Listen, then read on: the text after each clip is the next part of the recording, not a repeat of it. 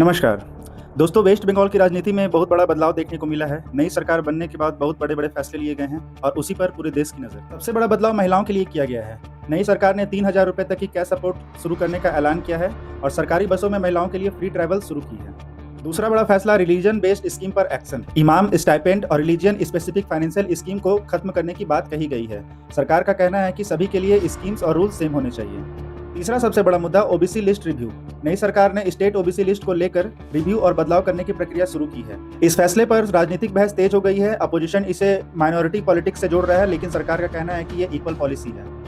Government ने सड़कों पर नमाज पढ़ने से भी रोक लगा दिया है, जिसकी वजह से राज बाजार और सर्कस पार्क जैसे इलाकों में भारी भीड़ में प्रदर्शन देखने को मिले हैं। ओबीसी लिस्ट रिव्यू की वजह से कुछ मुस्लिम कम्युनिटी में ये डर है कि कहीं उनका रिजर्वेशन कैटेगरी या फिर वोटर स्टेटस प्रभावित ना हो। इस वजह से मालदा समेत कई जगहों पर वोटर लिस्ट रिवीजन के खिलाफ प्रोटेस्ट हुए और डिमोलिशन ड्राइव और इलीगल कंस्ट्रक्शन पर भी एक्शन किया गया है।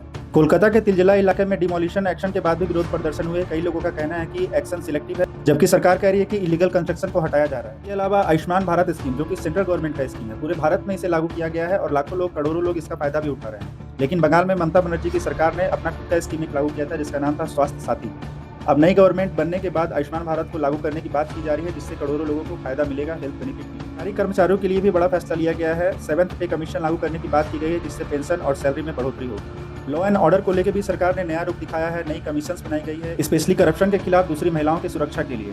सीएम ने ओपनली ये कहा है कि बंगाल में जीरो टॉलरेंस पॉलिसी लागू की जाएगी। ये सारे decisions law and order equal policies for all के तहत लिए जा रहे हैं। इसका कोई धर्म को लेकर टारगेट नहीं है, ऐसा गवर्नमेंट का कहना है। वहीं दूसरी तरफ मुस्लिम ऑर्गेनाइजेशन के लोगों का कहना है कि उन्हें डर है कि उनके धार्मिक और सामाजिक पहचान से जुड़े अधिकार प्रभावित हो सकते हैं। अगर पर्सनल ओपिनियन इस बात पे ली जाए तो इक्वल पॉलिसीज फॉर ऑल तो सही ही है। आपका क्या कहना है इस बारे में? अपनी राय कमेंट में जरूर दें। क्या सभी के लिए स्कीम और रूल सेम होने चाहिए या फिर माइनॉरिटी के लिए अलग और मेजॉरिटी के लिए अलग होना चाहिए? धन्यवाद।